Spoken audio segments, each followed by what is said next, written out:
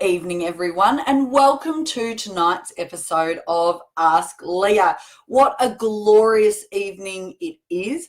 I must admit, I have just walked back in the door from the most glorious walk around Blue Rock Lake walking track with the 3 kids pedaling their bike, and how awesome is daylight savings for being able to do that after work.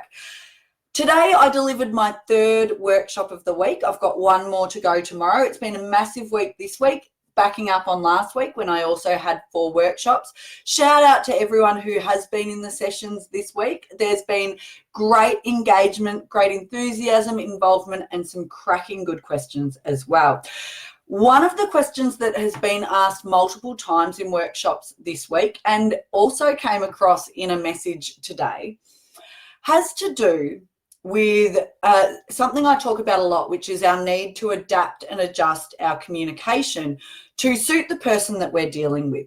And the question comes up quite regularly, but Leah, why should I have to change who I am just because someone else doesn't communicate well? And I want to address that tonight because I need to make it really clear what I am and what I'm not saying. Hi, Katie. Great to see you on board. Okay, so why should I have to change my style to communicate with someone else? The answer is really simple, and it's got a couple of parts to it. The first, forget other people. This is about you. Who are you? Who are you? Who are you? Who do you want to be? What sort of person are you? What sort of communicator? Forget the other person. This is about you.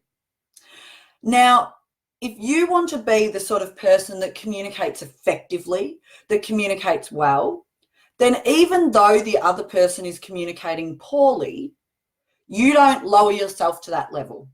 So one that comes up a bit is, why should I say hello to that person in my office? I tried saying hello to them and they just ignore me. So now I ignore them back. And this tit for tat communication can just go down the toilet really, really quick. And what we end up with is a situation in an office with adults that is like high school.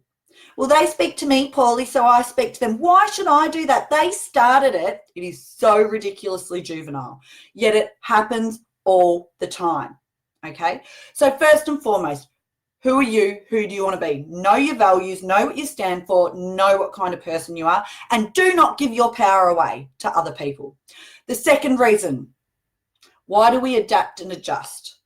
To give ourselves the best chance of getting the outcome that we want and to give us the best chance of the other person hearing what it is we're saying.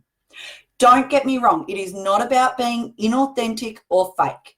It is not to pretend to be someone that you're not at all. But if I'm communicating to you and you're an aggressive communicator, if I try to communicate with you the same way I would a passive person, I'm going to get 2 very different results. So if I'm communicating with someone who I know can be quite aggressive, some of the things I'm doing beforehand are making sure I am very, very calm before I go into the conversation. I'm also making sure I can get to my point quickly, that I know what the conversation is about and what my key message is. Because aggressive people are often impatient. They want you to get to the point. They want you to be very direct. Give them some options, a solution if you've got one, staying calm, getting to the point. If I take that approach with a passive communicator, they will go to water. They will either find it very intimidating and too much, or they'll totally shut down. They'll want to run away. You will not get the best out of them. If I'm communicating with a passive person, some of the techniques that I would use are to go much softer. Doesn't mean you go soft, but in terms of your tone, your voice level, your action. So for me, I'm a very extroverted person. I lower it right down if I'm dealing with a passive person, and I'll make them feel valued. I'll ease into it. I'll ask some great questions. I'll give them processing time. I won't be like a bull at a gate, bang, bang, bang, firing suggestions at you, because that won't work with them. I'll encourage them. I haven't heard from you today, Katie, and I know you've got great ideas on this topic, so I'm really keen for you to share your thoughts with me. You're much more likely to do that if you're a passive communicator, if I take that approach. If I just say, Katie, got any questions? Guess what? You're not going to have any, because you're going to be really intimidated by that. So again, why should we have to adjust and adapt? Because we want to communicate effectively. And for it to be effective, the listener needs to be willing to hear it. So it's not about me and how I like to communicate. It's about how the receiver is most likely to hear it. And I will adapt and adjust depending on that. The second question that came through this week was a really, really good one, actually. And I think it's one that trips a lot of people up in difficult conversations. The question was about some behaviour that this person had addressed. They said, I've had the difficult conversation, Leah. I've done that with them multiple times, and their behaviour is not changing. What's my next step?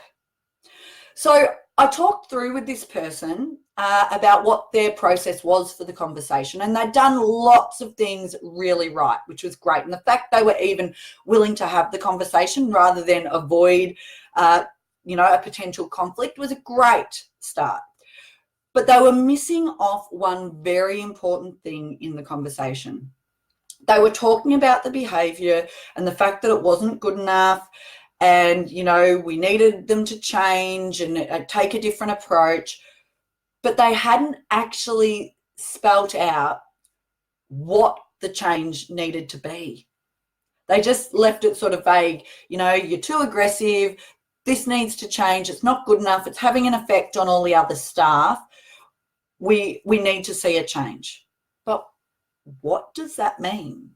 What behaviour needed to change? Specifically, what change did they need to see? And then, really importantly, if they don't make a change, what are the next steps? Essentially, what are the consequences if there's no change? Now, this isn't about coming in with a big stick and making threats. This is what's going to happen if you don't change. But it is about being really honest and putting it out there in front of them on the table to say, this is the change we expect, and being as specific as you can. We want to see this and this, and if there's dates and time, put all of that info in there. And if you're unable to make those changes, and of course you offer support and do all of that as well, but if you're unable to make the changes, this is the action I will need to take next. And I don't want to have to do that, but this is what it is. Okay. It's like the person I recently worked for an organisation, and one of their staff had been given multiple warnings over the years. I'm talking like 5, 6 warnings. And they said, no, we are dealing with it. They have had these warnings. But here's the thing. Nothing else was done. This staff member kept behaving that way. They kept getting hauled in, and difficult conversation had. But there was no repercussions. They got a warning after warning after warning. So guess what? The behaviour continued. So you have to get specific on what change needs to happen, what that looks like, when it's by, and then the next steps if they don't. And here's the really important thing. If they don't, you have to follow through with those steps.